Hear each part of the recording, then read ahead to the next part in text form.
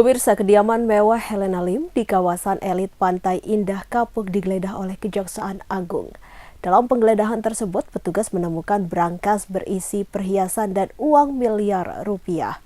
Manajer PT KSE menjadi tersangka ke-15 kasus dugaan korupsi PT Timah.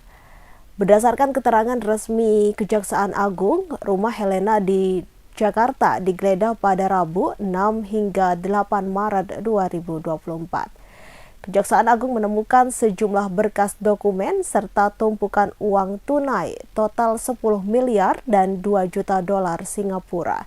Selain itu, Kejagung juga membongkar brankas berisi uang tunai dan perhiasan pribadi Helena Lim.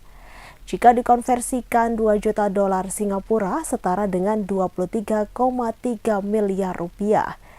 Jadi jika di total 10 miliar dan 23,3 miliar, maka sekitar 33 miliar uang yang disita Kejaksaan Agung.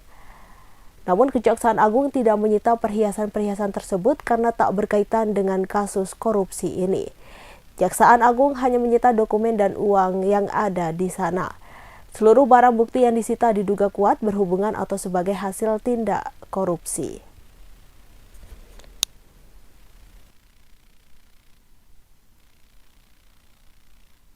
Korupsi.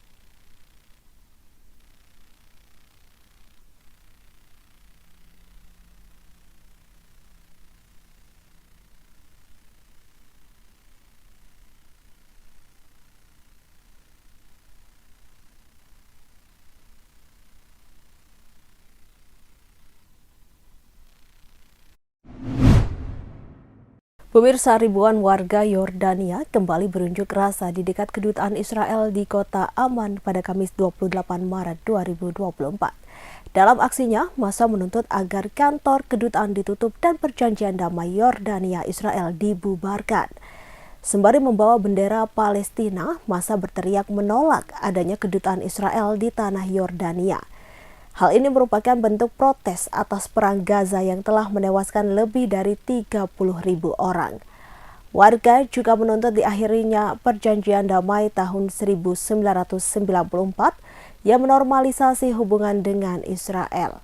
Perjanjian ini sebenarnya tidak begitu populer di kalangan warga Palestina, sebab normalisasi dianggap sebagai pengkhianatan terhadap hak-hak warga Palestina. Adapun aksi unjuk rasa ini telah digelar selama 5 hari berturut-turut dalam skala besar. Pihak berwenang Yordania telah mengizinkan warga berkumpul di dekat kedutaan Israel namun tidak mengizinkan adanya kericuhan. Namun, beberapa hari yang lalu terjadi bentrok antara warga dengan polisi Yordania. Sejumlah orang ditangkap dan polisi terpaksa menembakkan gas air mata untuk membubarkan aksi.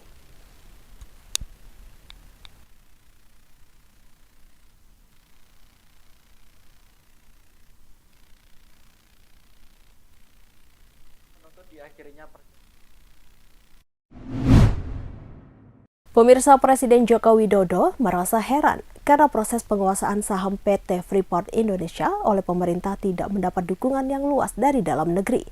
Bahkan menurut Presiden Jokowi, sebagian pihak justru membuli penguasaan saham PT Freeport oleh pemerintah Indonesia. Hal itu diungkapkan Presiden Jokowi saat memberi sambutan pada Kongres ke-12 Himpunan Mahasiswa Buddhis Indonesia di Ancol, Jakarta Utara pada Kamis 28 Maret 2024. Kepala negara kemudian menjelaskan bahwa penguasaan saham PT Freeport oleh pemerintah Indonesia juga berlangsung bertahap dan memerlukan waktu yang lama. Sebab sebelumnya Indonesia hanya memikirkan saham sebesar 9% di perusahaan tambang yang berada di Papua itu. Kemudian dengan sejumlah upaya dan negosiasi, pemerintah berhasil menguasai 51% saham. Artinya, Indonesia menjadi pemilik saham mayoritas di PT Freeport. Presiden melanjutkan jika sebentar lagi saham Indonesia akan bertambah menjadi 61%. Itu artinya begitu naik 61%, nantinya 80% akan masuk ke negara Indonesia.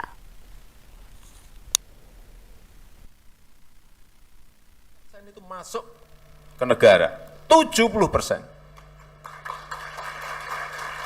Begitu kita naik lagi menjadi 61% nantinya,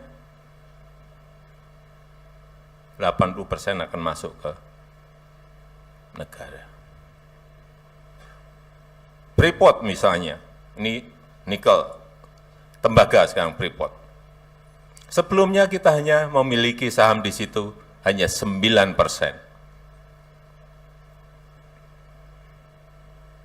Kemudian kita ambil alih dengan negosiasi, sekarang sudah mayoritas menjadi 51%. Artinya Freeport itu bukan milik Amerika lagi, sudah milik Indonesia, milik negara kita.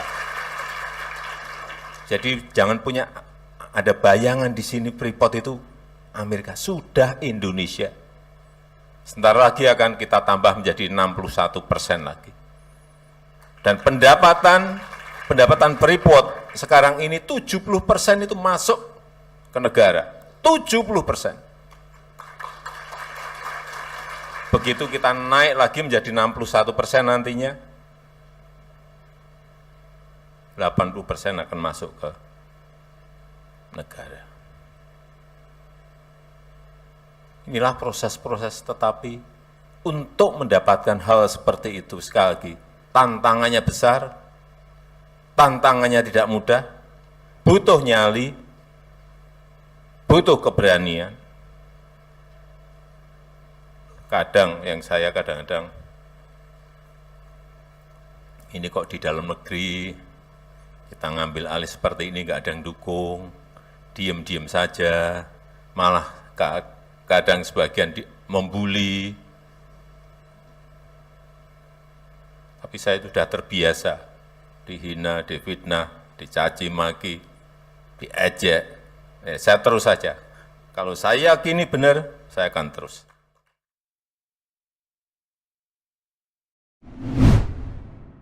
Pemirsa, ratusan santri di Pondok Pesantren Al-Fatah, Desa Temboro, Kecamatan Karas, Kabupaten Magetan, berbondong-bondong mendatangi masjid pada Jumat 28 Maret 2024.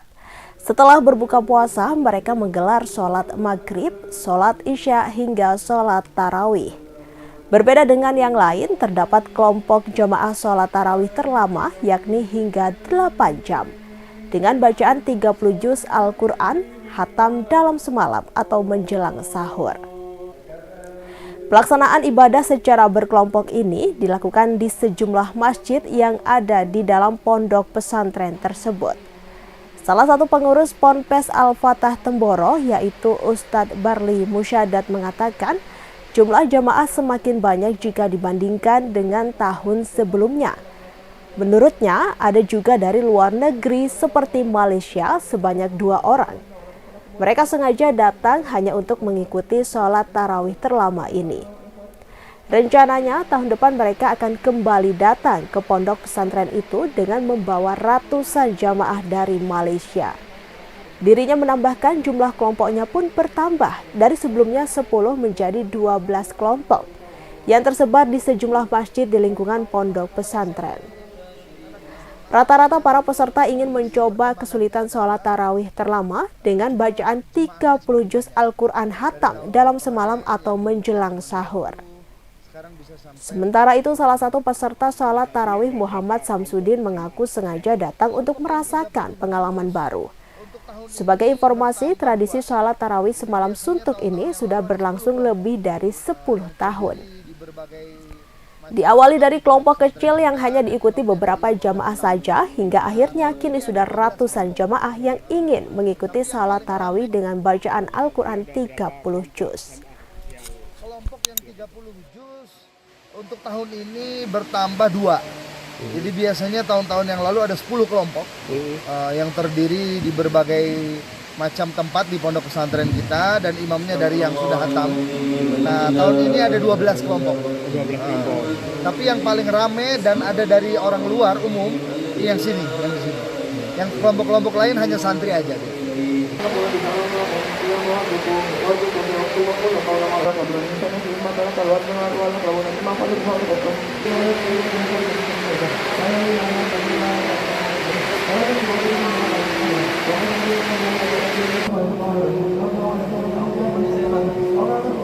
Baru pertama kali atau tiap tahun ikut jamaah yang 30 juz ini? Ini baru pertama kali, Pak. Baru pertama kali ini? Oke. Apa alasannya ikut ini, Mas? Ya pengen coba gitu. Pengen mencoba? Terus ya itu pengen mencoba sampai mana selesainya gitu. Ada persiapan khusus nggak untuk mengikuti 30 juz? Nggak ada, cuma yang penting ikhlas aja gitu. Ikhlas ya yang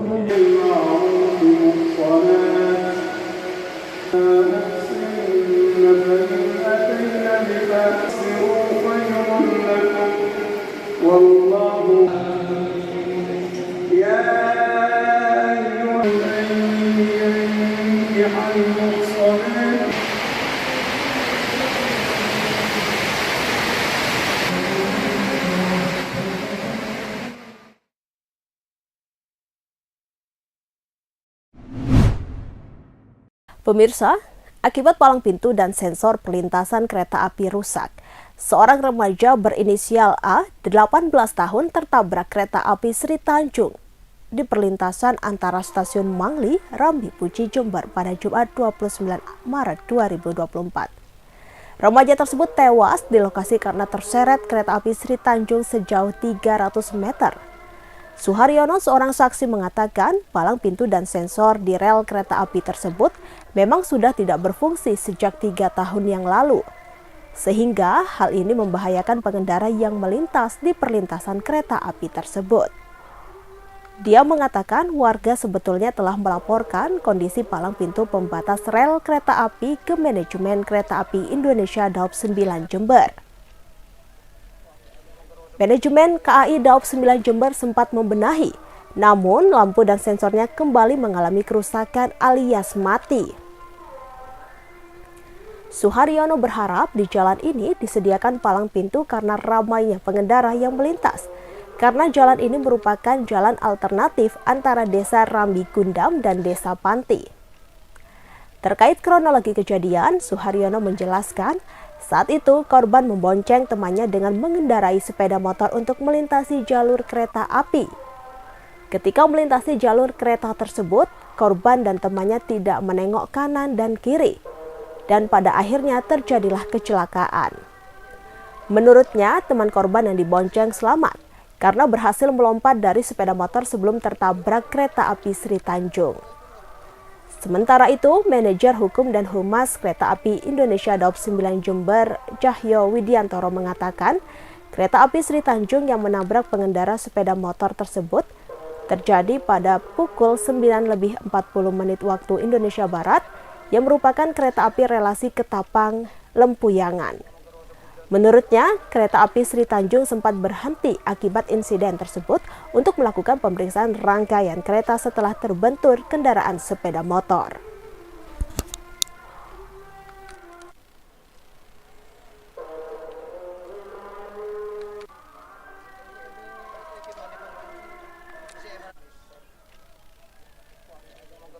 Mas, bisa dijelaskan kronologis dari kecelakaan ini gimana? Ya, kronologinya itu ada sepeda dari arah selatan menuju ke utara, kebetulan melintasi rel kereta api, tapi beliaunya tidak tolak-tolak sehingga telah terjadi kecelakaan. Ini palang pintunya apa akan ada lampu ini ya, Mas ya? Nggak berfungsi atau bagaimana sih? Untuk lampu memang sudah lama tidak berfungsi, sekitar 3 tahunan tidak berfungsi. Untuk sirine? Sirene juga tidak berfungsi. Sudah berapa lama ini tidak seperti ini nih, Mas? Ya, sudah 3 tahun lampu tidak hidup, lebih malah. Sudah pernah dilakukan laporan kepada Sudah pernah laporan hidup, tapi hidup lagi, tapi tidak lama lagi mati lagi. Dari warga sendiri gimana nih, Mas? Ya, kalau keinginan warga sini, ya keinginannya ya ada palang pintu atau yang lebih aman biar tidak terjadi kejadian kayak gini lagi.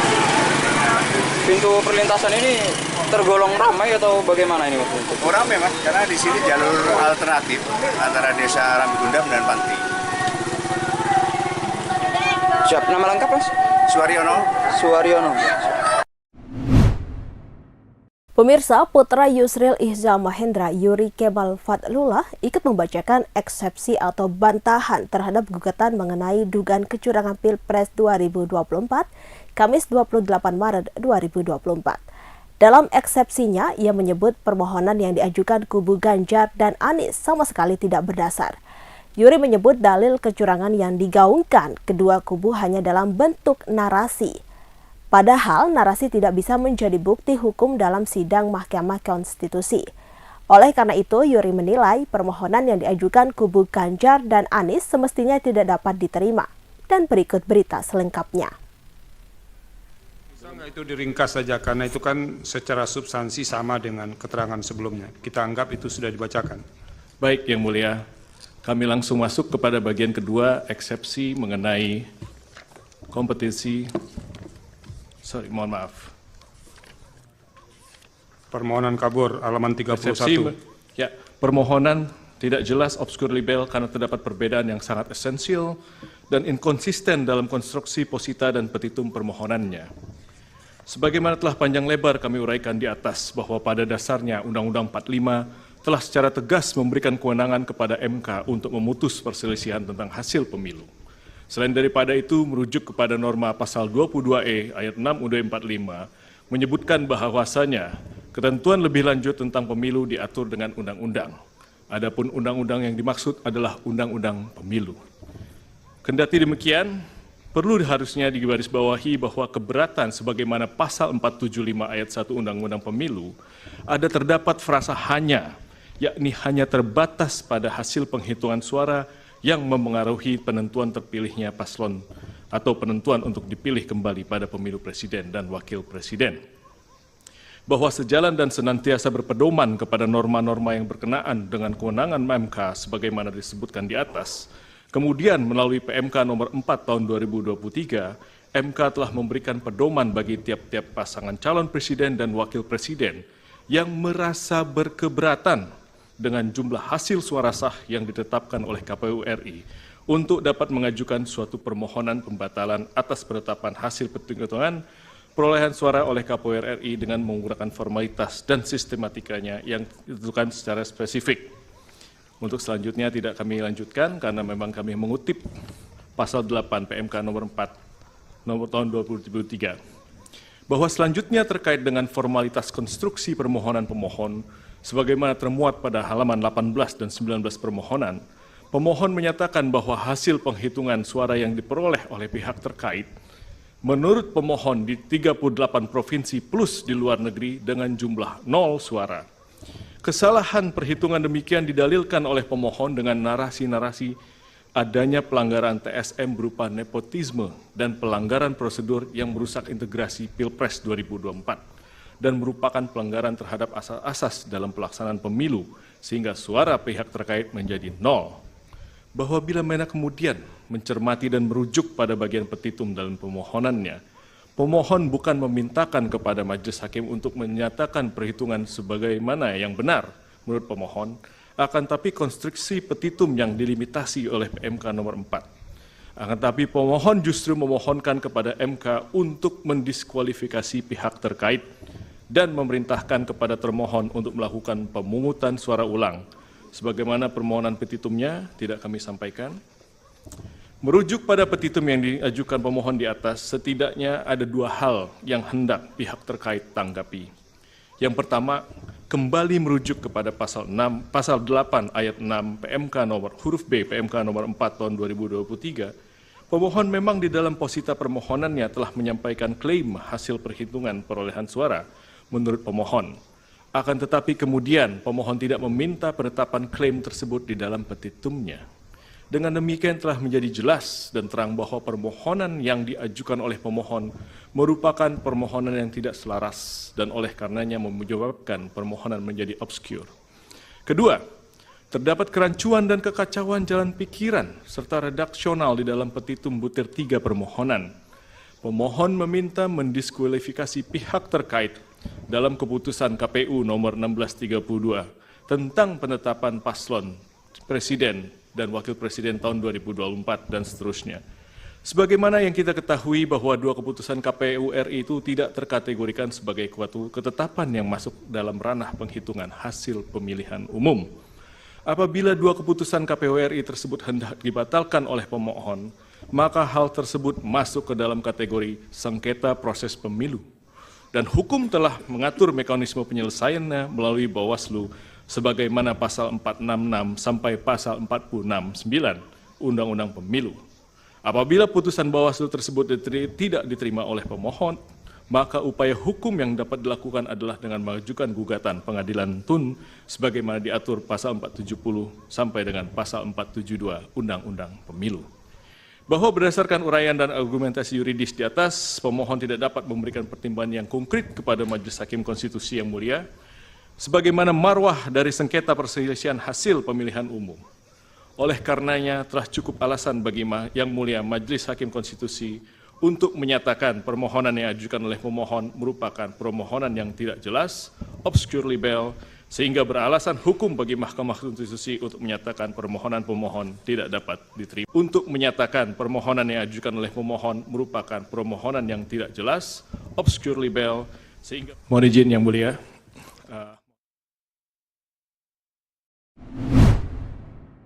Anak selebgram asal Malang, Emi Agnia Punjabi, menjadi korban kekerasan oleh pengasuhnya.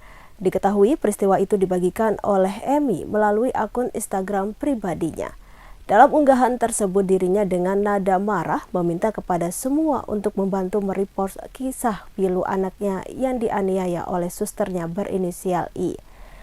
Dalam unggahan tersebut, Emi menyertakan foto putrinya yang berinisial J, 3,5 tahun, dalam keadaan lebam di bagian mata serta luka di bagian telinganya. Dirinya juga menyertakan tangkapan layar isi chat pengasuh anaknya yang menjadi pelaku penganiayaan. Dalam postingan itu juga meminta aparat kepolisian segera bertindak dan berharap penganiayaan yang dialami putrinya segera diproses secara adil. Pada Sabtu 30 Maret 2024, Surya Malang mencoba mengkonfirmasi langsung kepada Kapolresta Malang Kota, Kombes Pol Budi Hermanto. Kombes Budi menerangkan bahwa kasus penganiayaan itu sudah ditangani oleh unit PPA Satreskrim Polresta Malang Kota. Sementara itu, Kasat Reskrim Polresta Malang Kota, Kompol Danang Yudanto juga membenarkan hal tersebut. Pelaku telah diamankan dan masih proses pemeriksaan. Pelaku diketahui berinisial IPS berusia 27 tahun. Danang juga membeberkan bahwa pelaku IPS ditangkap pada Jumat 29 Maret 2024 sore di kediaman rumah orang tua korban di Perumahan Permata Jingga. Penangkapan IPS dilakukan setelah pihak kepolisian mendapatkan aduan melalui telepon dari orang tua korban yakni Emi Agnia Punjabi. Ketika itu Emi sedang berada di Jakarta dan berencana pulang ke Malang. Dalam perjalanan, Emi menelpon pihak kepolisian dan mengadukan perbuatan IPS. Petugas langsung menuju ke tempat kejadian perkara untuk mengecek langsung TKP dan mengamankan pelaku.